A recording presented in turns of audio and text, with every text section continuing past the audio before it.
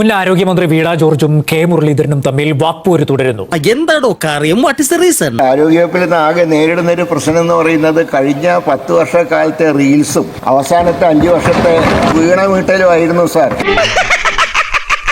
സഭയിലെ കെ മുരളീധരന്റെ പരാമർശത്തിന് പിന്നാലെ വിടുവായത്തം നിർത്തി വകുപ്പിനെ ഏകോപനത്തോടെ നയിക്കൂ എന്ന FB പോസ്റ്റുമായി വീണ ജോർജ് രംഗത്തെത്തി. കെ മുരളീധരനെ ഉത്തരവാദിത്തം പഠിപ്പിക്കുന്നത് ആരാണ്? ജനം വീട്ടിലിരുത്തിയവിടെ ആര് മറുപടി വല്ല കാര്യം ഉണ്ടായിരുന്നോ വീണ ചേച്ചി? എങ്ങനെ മാറി മാറി സാരി ഉടുത്ത് ആഴ്ച റിബണും മുറിച്ച് എന്തൊക്കെ പ്രഹസനങ്ങൾ കാണിച്ച് നടന്നതാ മനുഷ്യന്റെ അവസ്ഥയെ. എന്റെ പിള്ളേരെ ഈ സ്വഭാവം ഒന്നും പഠിച്ചു വെച്ചേക്കല്ലേ, ജീവിതം ചുമ്മാ വെടി തീർന്നു പോയുള്ളൂ. മേധാക്ഷയം ബാധിച്ച രോഗിയെ പോലെയാണ് CPM-ന്റെ തോറ്റ മന്ത്രിമാരുടെ എല്ലാം അവസ്ഥ. ഇവർ തോറ്റതായി ഇവരുടെ മനസ്സിൽ തോന്നുന്നതേയില്ല. ജനം ഞങ്ങൾക്ക് വേണ്ടി കൊതിച്ചിരിക്കുകയാണെന്നാണ് ഈ പാപങ്ങളുടെ ഒരു ധാരണ. അതാ പ്രകൃതം. എന്താ ചെയ്യാ, ഒരു ജന്മം. വിടുവായത്തം നിർത്തി വകുപ്പിനെ ഏകോപനത്തോടെ നയിക്കൂ.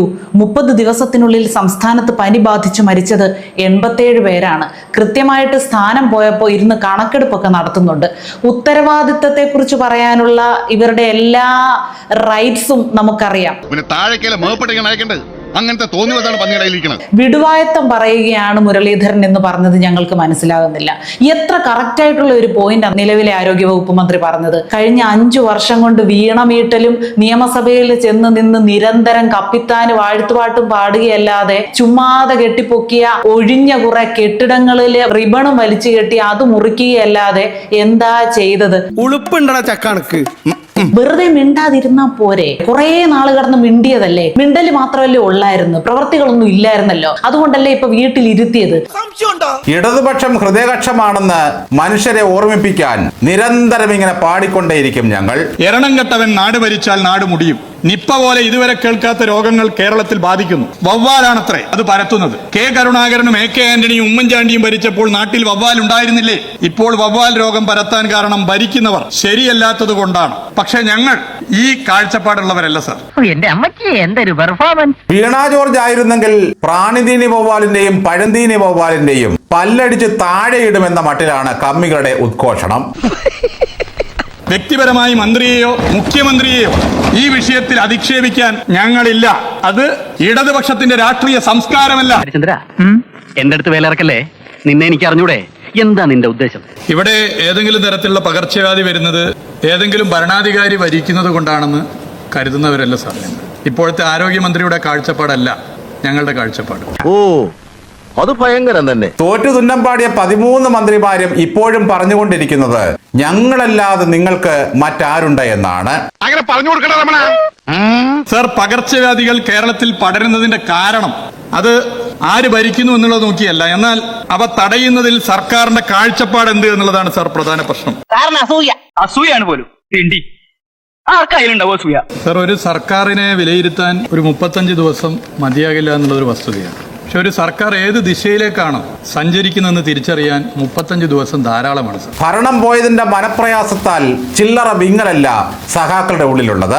ആ നോട്ടം സൂക്ഷിക്കണം, അവൻ ഫെവിക്കോളിനും പശയടിക്കുന്നവനാ. പകർച്ചവ്യാധി പകരാതിരിക്കാൻ സർക്കാരിനോടൊപ്പം നിന്നുകൊണ്ട് എന്തൊക്കെ ഇടപെടൽ നടത്താൻ വേണ്ടി സാധിക്കും ആ ഇടപെടലുകൾ നടത്തി മുന്നോട്ട് പോവുക എന്നുള്ള ക്രിയാത്മക പ്രതിപക്ഷത്തിന്റെ ചുമതലയാണ് ഞങ്ങൾ നിർവഹിച്ചിട്ടുള്ളത്, നിർവഹിക്കാൻ ഉദ്ദേശിച്ചിട്ടുമുള്ളത്. മോനെ ദാമു, നിന്റെ വെടി ഞാൻ കുറെ കേട്ടതല്ലേടാ. എന്നാൽ ചില ഗൗരവമേറിയ പ്രശ്നങ്ങൾ, സർക്കാർ തിരുത്തേണ്ട വിഷയങ്ങൾ, അടിയന്തരമായി തിരുത്തി മുന്നോട്ട് പോകേണ്ട പ്രശ്നങ്ങൾ, അത് ചൂണ്ടിക്കാട്ടുക ഞങ്ങളുടെ ഉത്തരവാദിത്തമാണ്. ഇവര് കയറിയിട്ട് 1 മാസം, ഇവരിറങ്ങിയിട്ട് 1 മാസം. അതൊന്ന് ഓർത്തോണം. ഇത്രയും കുറ്റപ്പെടുത്തുന്നുണ്ടല്ലോ. അതങ്ങനെ കുറ്റപ്പെടുത്താൻ അല്ലാതെ കുടുംബത്തിന് ഒരു പ്രയോജനം ഇല്ലല്ലോ. ആരോഗ്യ മേഖലയിലെ കേരള മോഡൽ ലോകമാകെ അംഗീകരിച്ചതാണ്. എന്നാൽ ആ കേരള മോഡൽ UDF ഗവൺമെന്റ് കൈവിടുന്നു എന്നുള്ളതിന്റെ സൂചനകളാണ് ഈ 35 ദിവസത്തെ ഇടപെടലുകളിൽ നിന്ന് മനസ്സിലാക്കാൻ വേണ്ടി സാധിക്കുന്നത്. നിനക്കും ഞാൻ സുഖമില്ലാത്തോണ്ട് കുഴപ്പമില്ലട്ടാ. അത് അനുവദിക്കാൻ വേണ്ടി പറ്റില്ല എന്ന് പറയാൻ ഞാൻ ആദ്യമേ ആഗ്രഹിക്കുകയാണ്. അത് ഞങ്ങളുടെ മാത്രം അഭിപ്രായമല്ല, കേരളത്തിലെ 100% വരുന്ന ജനങ്ങളും ആഗ്രഹിക്കുന്നതാണ്. ഒരു കള്ളൻ കുറെ നുണ പറയാനും നീയൊക്കെ ഇത് കേട്ട് വായും പൊളിച്ച് നിൽക്കാൻ. കെട്ടിടം തകർന്നു വീണ സമയത്തും രോഗികള് ചികിത്സ കിട്ടാതെ മരിച്ച സമയത്തും തിരുവനന്തപുരം മെഡിക്കൽ കോളേജിലെ ഡോക്ടർ തന്നെ ശസ്ത്രക്രിയയ്ക്ക് ഉപകരണങ്ങളില്ലെന്ന് പറഞ്ഞ സമയത്തും ഇവരെന്താ പറഞ്ഞത്? ഇതൊന്നും നമ്മുടെ പ്രശ്നം കൊണ്ട് സംഭവിക്കുന്നതല്ല. കെട്ടിടം തള്ളിമറിച്ചത് ആരോഗ്യവകുപ്പ് മന്ത്രിയല്ല, രോഗികൾക്ക് രോഗമുണ്ടാക്കുന്നത് ആരോഗ്യവകുപ്പ് മന്ത്രിയല്ല, പകർച്ചവ്യാധികൾക്ക് കാരണം ആരോഗ്യവകുപ്പ് മന്ത്രിയല്ല. നമുക്ക് ഈ ഉത്തരവാദിത്വം ഒന്നും ഏറ്റെടുക്കാൻ പറ്റത്തില്ലെന്ന് പറഞ്ഞ ആളുകളാ. സർ, മെയ് 20, 2021 LDF ഗവൺമെന്റ് അധികാരമേറ്റപ്പോൾ കോവിഡ് കാലമായിരുന്നു. അയ്യോ ഓർമ്മിപ്പിക്കല്ലേ പൊന്നെ. കോവിഡ് കാലം അധികാരമേറ്റ LDF സർക്കാരിന്റെ ആദ്യ മാസം ജീവൻ രക്ഷിക്കുവാനുള്ള പോരാട്ടത്തിന്റേതായിരുന്നു. അതിനൊന്നും ഇല്ലേ സാർ, മെയ് 18, 2026 അധികാരത്തിൽ വന്ന UDF സർക്കാരിന്റെ ആദ്യ മാസം ഭരണപരമായ തർക്കങ്ങളുടെയും പ്രഖ്യാപനങ്ങളുടെയും ഭാഗമായി പലരുടെയും മാനം രക്ഷിക്കാനുള്ള മാസമായി മാറി എന്നുള്ളതൊരു വസ്തുതയാണ് സാർ. എന്തെല്ലാം പകർച്ചവ്യാധികളാണ് സാർ കേരളത്തിൽ ഈ മഴക്കാലത്ത് പെരുകുന്നത്? Nipah, Ebola, mpox, shigella, West Nile, dengue, malaria, cholera, amoebic മസ്തിഷ്ക ജ്വരം, കുരങ്ങുപനി എന്നിങ്ങനെ മാരക സ്വഭാവമുള്ള രോഗങ്ങൾ ഉൾപ്പെടെയാണ് കേരളത്തിൽ സ്ഥിരീകരിക്കപ്പെടുന്നത്. അറിയാമോ? അറിയില്ല, എന്നാ അറിയണം. സാർ, ഇവിടെ ഈ പറയുന്നത്ര യാതൊരു ഭീകരമായിട്ടുള്ള അന്തരീക്ഷവും കേരളത്തിലില്ല, ആരോഗ്യവകുപ്പിലും ഇല്ല. പിന്നെ സാർ, ആരോഗ്യവകുപ്പിൽ നിന്ന് ആകെ നേരിടുന്നൊരു പ്രശ്നം എന്ന് പറയുന്നത് കഴിഞ്ഞ 10 വർഷക്കാലത്തെ റീൽസും അവസാനത്തെ 5 വർഷത്തെ വീണ വീട്ടലുമായിരുന്നു സാർ. ഈ സർക്കാർ വന്നതിന് ശേഷം റിപ്പോർട്ട് ചെയ്യപ്പെട്ടാൽ അത് ഉടനെ തന്നെ അന്വേഷിച്ച് അതിന് പ്രതിരോധ നടപടികൾ സ്വീകരിക്കാൻ സർക്കാരിന് കഴിഞ്ഞിട്ടുണ്ട്. ഈ സർക്കാരിന്റെ കാലത്ത് ഞാൻ അധികാരത്തിൽ വന്നതിന് ശേഷം ആകെ ഒരു കേസാണ് റിപ്പോർട്ട് ചെയ്തത്. ഉടൻ തന്നെ അതിനുള്ള പ്രതിരോധ നടപടികൾ സ്വീകരിച്ചു. ഇതുവരെ ഒരാൾക്ക് മാത്രമാണ് സാർ പോസിറ്റീവായത്. രോഗിക്ക് രോഗം സ്ഥിരീകരിച്ചപ്പോൾ ഇവിടെ ആദ്യം ശ്രീ റിയാസ് പറഞ്ഞു, മന്ത്രി ഒന്ന് പറഞ്ഞു, ഉദ്യോഗസ്ഥർ വേറെ പറഞ്ഞു. നാവ് വളയ്ക്കുന്നത് നുണ പറയാനെന്നുള്ളതാ അവന്റെ തിയറി. ചില ഉദ്യോഗസ്ഥന്മാർ ഭരണം മാറിയത് അറിയാതെ കഴിഞ്ഞ സർക്കാരിനോട് കൂറ് കാണിക്കുന്ന ചില പ്രവർത്തനങ്ങൾ നടത്തിയപ്പോൾ അവരിന്ന് കസാല മാറ്റിയിരുത്തിയിട്ടേ ഉള്ളൂ സാർ. മറ്റൊരു കുഴപ്പമില്ലായിരുന്നു. നിന്റെ ചുളുവരട്ട് പണികളൊന്നും എന്റെ അടുത്ത് എടുക്കണ്ട സാർ. ഈ നിപ രോഗിക്ക് ആദ്യ ദിവസം തന്നെ, കഴിഞ്ഞ 10-ാം തീയതിയാണ് രോഗി അഡ്മിറ്റ് ആക്കുന്നത്. ആദ്യ ദിവസം തന്നെ ചികിത്സാ മരുന്നുകളായ മോണോക്ലോണൽ ആന്റിബോഡി, അതും റിബാവിറിനും, ഈ 2 മരുന്നുകൾ അന്ന് തന്നെ കൊടുത്തു. അങ്ങനെയല്ലല്ലോ ഞാൻ കേട്ടത്. എന്ന് അങ്ങനെയാണ്. പിന്നെ ഉള്ളത് ഇവിടെ ബഹുമാനപ്പെട്ട അംഗം പറഞ്ഞത് റെംഡിസിവിർ എന്ന മരുന്നാണ്. അത് സാർ അങ്ങയുടെ ശ്രദ്ധയ്ക്ക് വേണ്ടി പറയുകയാണ്, അങ്ങ് മന്ത്രിയായ ആ മന്ത്രിസഭയുടെ കാലം തൊട്ട് ഈ മരുന്ന് വാങ്ങിച്ച് സ്റ്റോക്ക് ചെയ്തിട്ടില്ല. 24 മണിക്കൂറിനുള്ളിൽ 10-ാം തീയതി റിപ്പോർട്ട് ചെയ്തു.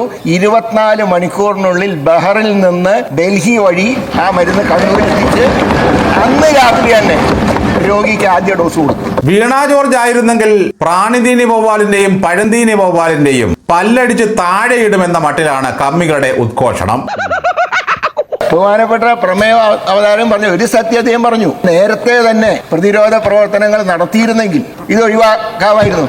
ശരിയാണ് സാർ, അങ്ങക്ക് അറിയാലോ, ഫെബ്രുവരി മാസം തൊട്ടല്ലേ സാർ ഇതിനെക്കുറിച്ചുള്ള മുൻകരുതലൊക്കെ തുടങ്ങേണ്ടത്. ഫെബ്രുവരിയിൽ ആരാ? ഞാനായിരുന്നു മന്ത്രി. ഫെബ്രുവരി മുതൽ ഒന്നും നടത്തിയില്ല സാർ. ഒരു രോഗപ്രതിരോധ പ്രവർത്തനങ്ങളും നടത്തിയില്ല. മഴക്കാല ശുചീകരണ പ്രവർത്തനങ്ങൾ ഒന്നും നടത്തിയില്ല. തോന്നി അതങ്ങനെ വരൂ, അതങ്ങനെ സംഭവിക്കൂ. ഇതെല്ലാം കഴിഞ്ഞ മെയ് മാസത്തിൽ ഞങ്ങളൊക്കെ ചാർജ് എടുത്തപ്പോഴാണ് ഈ രോഗം അപ്പോഴേക്കും വ്യാപിച്ചു കഴിഞ്ഞു. പക്ഷേ ആ വ്യാപനത്തിന് ഒരു പരിധി വരെ തടയാൻ ഈ സർക്കാരിന് കഴിഞ്ഞിട്ടുണ്ട്. ഇതൊക്കെ മറുപടിയിൽ പറഞ്ഞ കാര്യങ്ങളാണ്. അദ്ദേഹം നേരത്തെ തയ്യാറാക്കി കൊണ്ടുവന്ന ഒരു പ്രസംഗം കാരണമാണ് അതൊക്കെ എഴുതി വായിച്ചത്. കാര്യങ്ങളൊക്കെ കൈവിട്ട് പോയല്ലോ തിരുവട്ടമാ. 4/6/2018 നിപ വൈറസ് ബാധ മൂലം ഈ വർഷം സംസ്ഥാനത്ത് 16 പേർ മരണപ്പെട്ടിട്ടുണ്ട്. 2 പേർ ചികിത്സയിലാണ്. എന്നിട്ടാണ് സാർ ഒരു രോഗി, വെന്റിലേറ്ററിൽ കിടക്കുന്ന രോഗി കാരണം ഇവിടെ എല്ലാം നിപ വ്യാപിച്ചു എന്നുള്ള ദുഷ്പ്രചരണം ഇവിടെ നടത്തുന്നു സാർ. അധികാരത്തുള്ള കാലത്ത് ഇതുപോലെ നോക്കിയോ? ഒരു ഭരണകൂടം എത്രമാത്രം ദുഷിക്കാമോ അതിനെല്ലാം മാതൃക കാണിച്ചു കഴിഞ്ഞ 10 വർഷത്തെ ഭരണം കൊണ്ട് പിണറായി വിജയൻ. തന്നെ കൊണ്ട് എന്തിനു കൊള്ളാം സാർ. ഈ തകർന്നു കിടന്നൊരു സിസ്റ്റം, 10 വർഷമായിട്ട് തകർന്നു കിടന്ന സിസ്റ്റത്തിനെയാണ് ഞങ്ങൾ നേരായ മാർഗത്തിലേക്ക് കൊണ്ടുവരാൻ ശ്രമിക്കുന്നത്. ഒരു ഉത്തരവാദിത്വം ഏറ്റെടുക്കാതിരുന്ന ആളുകളാണ് ഇപ്പൊ കെ മുരളീധരന്റേത് വിടുവായിത്തമാണെന്ന് പറയുന്നത്. ആ ഒരു പോയിന്റിനോട് ഒരു കാരണവശാലും കേരള ജനതയ്ക്ക് യോജിക്കാൻ പറ്റത്തില്ല. വേണ ചേച്ചി, അതൊക്കെ ഗോപാലകൃഷ്ണൻ ഒരു നമ്പർ അല്ലേ? ഇത് എന്റെ ഒരു നമ്പറാ പോക്കിരുത്തം കളിക്കുന്നുണ്ട് അതിൽ വേണ്ട തെണ്ടി. ഇവരെന്തൊക്കെ ജാടകളാണ് അവസാന കാലത്ത് കാണിച്ചു കൂട്ടിയത്. ഒരു കരിങ്കൊടി വീശിയപ്പോൾ കഴുത്തുളുക്കിയെന്ന് പറഞ്ഞ് അഭിനയിച്ചു. അങ്ങനെയുള്ള കപടനാട്ടിക്കാരിയായ ഒരു കമ്മ്യൂണിസ്റ്റുകാരിയോട് പോയി പണി നോക്കയെന്ന് പറയുന്നതിൽ യാതൊരു തെറ്റുമില്ല.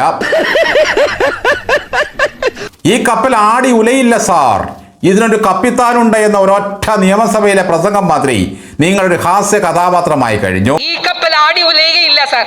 സാർ, ഇതിനൊരു കപ്പിത്താനുണ്ട്.